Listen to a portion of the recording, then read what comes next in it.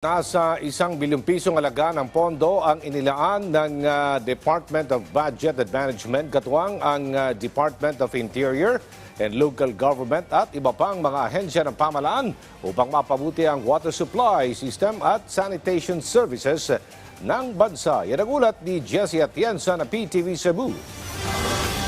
Tayong mga bot sa Cebu, mabuhay!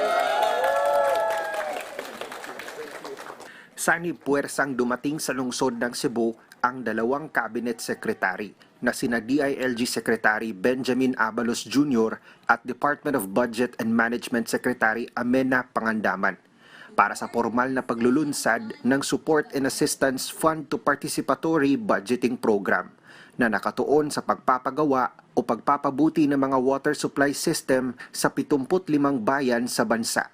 Pasok sa proyektong ito ang mga bayang nasa 4th to 6th income class na may proyektong nakahanda na at naka-endorso na ng civil society organizations at dapat may mapagkukunan ng supply ng tubig. Before may mga patubig na, no? Although maganda, mas tinibayan pa niya dahil yung presence ng civil society rito.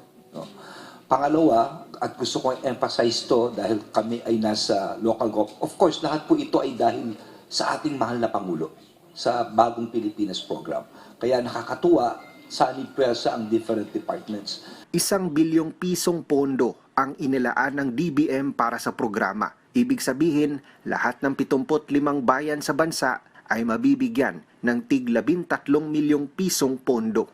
Last year po kasi, yung World Bank nag-release po ng report. Parang it's a scorecard of sorts ng Sustainable Development Goals natin. And yung Sustainable Development Goal number 6 po is about water, sanitation, and access to potable and safe water.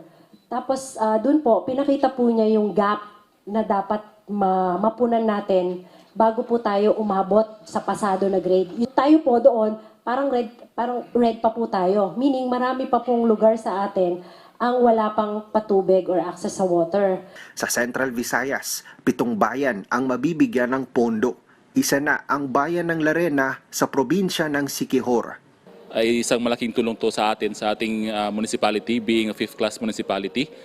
We had a water system already. So basically it will be an expansion, a rehabilitation, an improvement with our existing water system to cater more barangays, to cater more constituents in our municipality po.